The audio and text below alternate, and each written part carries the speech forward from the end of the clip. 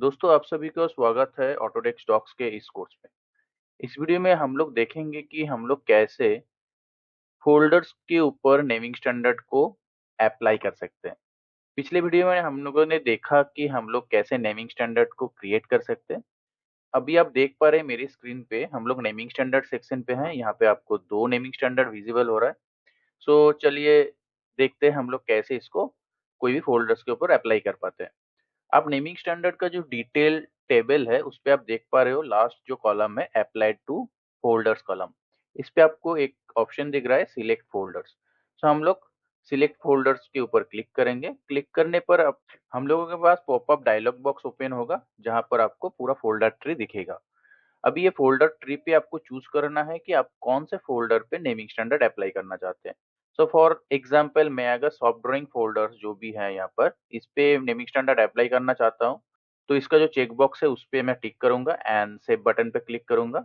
सो क्या होगा, naming standard वो फ़ोल्डर के ऊपर आपका अप्लाई हो जाएगा। अभी जब भी नेमिंग स्टैंडर्ड अप्लाई हो गया है, आप तभी आप देख पा रहे हो जो सिलेक्ट फ़ोल्डर्स का बटन था, वो चेंज होके व्यू एंड एडिट हो चुका है। सो अगर आप यहाँ पर क्लिक करेंगे व्यू एंड एडिट पे, तो आप देख पाएंगे कि कौन से फोल्डर पे ये नेमिंग स्टैंडर्ड अप्लाई है। सो अगर अभी आप चाहे कि आपको नेमिंग स्टैंडर्ड रिमूव करना है, तो आप क्या करेंगे, सेम टिक बॉक्स के ऊपर क्लिक कीजिए, ये टिक अनटिक हो जाएगा एंड आपको सेव करना है।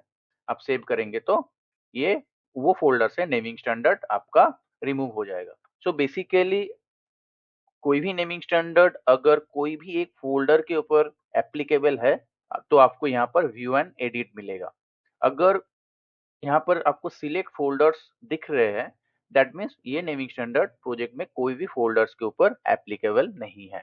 हम लोग अगेन चलते हैं एंड नेमिंग स्टैंडर्ड अप्लाई करते हैं। तो हम मैं फिर से सिलेक्ट फ़ोल्डर बटन पे क्लिक करूँगा। क्लिक करने पर मेरे पास फ़ोल्डर ट्री ओपन हो जाएगा। अभी एक इम्पोर्टेंट चीज़ है कि नेमिंग स्टैंडर्ड अप्लाई करने के लिए आपका जो फ़ोल्डर है उनमें उसके अंदर कोई भी फ़ाइल्स नहीं होना चाहिए।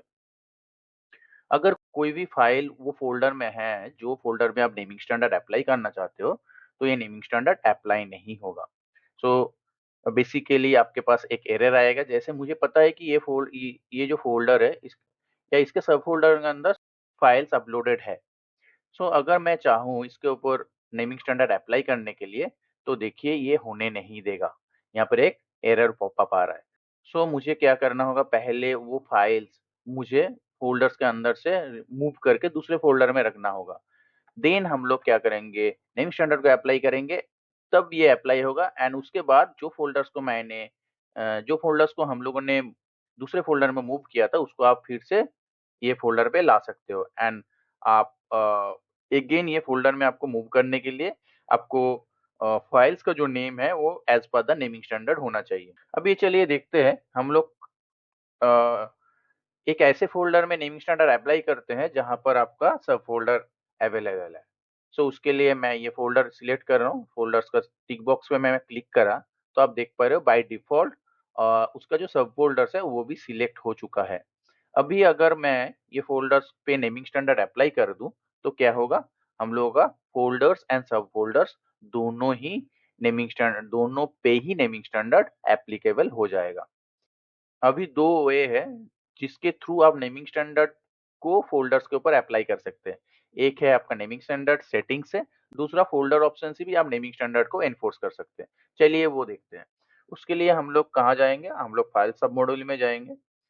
फाइल सब मॉड्यूल में जाने के बाद हम लोग जो भी फ़ोल्डर्स है, फ़ोल्डर्स के ऊपर राइट क्लिक करेंगे या फ़ोल्डर्स के राइट साइड पे जो ट्रिपल डॉट है, उसके ऊपर हम लोग क्लिक करेंगे।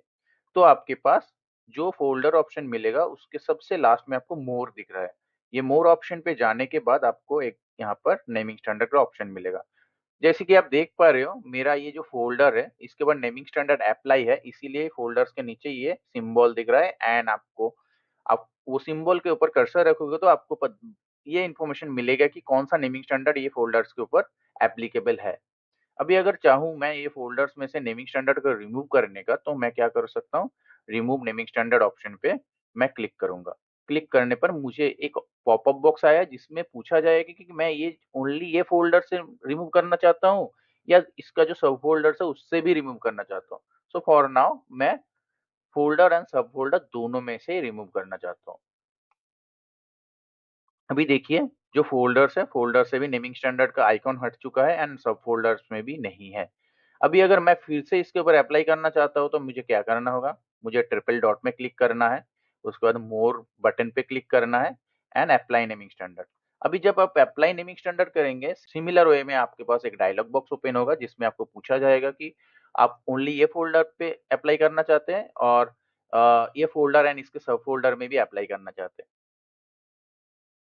देन आपको नेमिंग स्टैंडर्ड कौन-सा नेमिंग स्टैंडर्ड आपको अप्लाई करना है, उसको आपको चूज़ करना है and then finally naming standard को आपको अप्लाई करना है।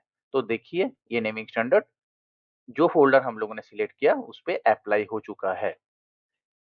सो इस वीडियो में हम लोगों ने देखा कि हम लोग कैसे नेमिंग स्टैंडर्ड को प्रोजेक्ट के फ़ोल्डर्स में अप्लाई कर सकते हैं।